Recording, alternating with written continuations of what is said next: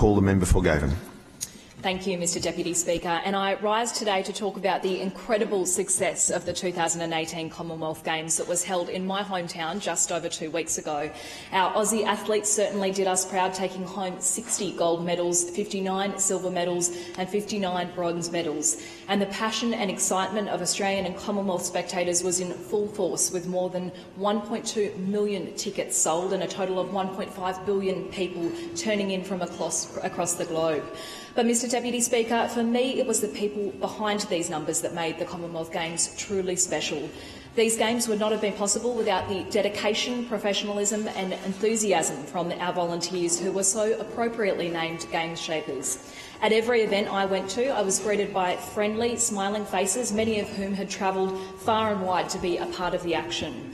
I take this opportunity to thank every one of those volunteers, our emergency service workers and all of those who worked tirelessly behind the scenes to contribute to the success of this world-class event. We truly couldn't have done it without them. I also take this opportunity to thank the Yugambeh language group for allowing the Commonwealth Games to be held on their land. This was, of course, the first time that a major international sporting event had a reconciliation action plan which delivered a Games that recognised, respected and celebrated Aboriginal and Torres Strait Islander cultures, and has provided a lasting and meaningful legacy through employment, training, procurement, showcasing arts and culture, building a culturally capable workforce and providing authentic cultural experiences.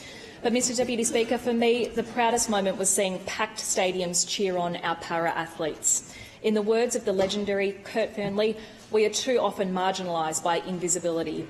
These Games have helped remove that cloak. I hope future Games build from this platform.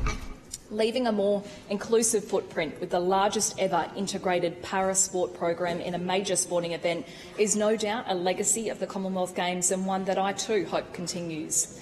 There are many legacy outcomes, though, from the Commonwealth Games that locals will benefit from in many years to come. We delivered almost $1 billion in transport infrastructure across the Gold Coast, which saw 7 million trips across the Games network, with 5.3 million of these trips on public transport. Because of the Games, we have the second stage of the Gold Coast Light Rail, which was delivered in record time and on budget. We have the duplication of the heavy rail line between Coomera and Helensvale Station and $160 million worth of Commonwealth Games road network upgrades. We said work would begin after the Commonwealth Games on the widening of the M1 from Mudgeeraba to Varsity Lakes and the Gateway Merge, and that's exactly what we're doing, with heavy construction happening right now. We're also getting on with the job when it comes to the business case for Stage 3A of the Gold Coast Light Rail. The Gold Coast truly is a hub of energy at the moment, and it's great to see my hometown with so much happening on the Gold Coast. But, Mr Deputy Speaker, the Health and Knowledge Precinct is also no doubt a major legacy investment, representing a future brimming with optimism and opportunity when it comes to driving jobs and the economy here on the Gold Coast. This precinct represents a jobs bonanza for Queensland, supporting a whopping 26,000 full-time jobs once fully developed and occupied.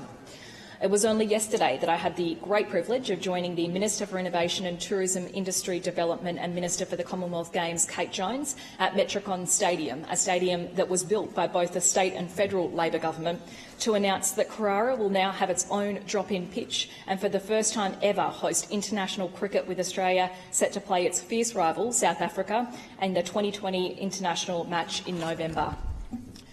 Aside from the fact that we all enjoy these fantastic events, we know that for every dollar we spend on major events, we generate 10 times that for our local economy. Getting a T20 match leaves the door open for more opportunities. We know that there is certainly desire out there for the Big Bash to come to the Gold Coast, and that's certainly on the cards and something that I would personally like to see. Mr Deputy Speaker, I was also particularly pleased to attend the Nerang mountain biking in my electorate, which was well supported by a sold-out crowd of 2,281 ticketed spectators within the venue precinct. This number didn't include the large number of spectators who watched the event from the non-ticketed areas, and having walked along the track, I overheard many visitors talk about their next visit to the Nerang National Forest and remark on our fantastic small businesses like Cadence Cafe, who literally had to turn people away at the end of the day because they were so busy. But, Mr Deputy Speaker, alongside the Commonwealth Games, the Trade 2018 program brought business leaders from across the world to foster new partnerships which will benefit our regional economy. The Commonwealth Games has put my hometown on the map for being a world-class key tourism hub, and I certainly will make sure that we continue in the future. Thank you. The time for MPIs has expired. I call the acting leader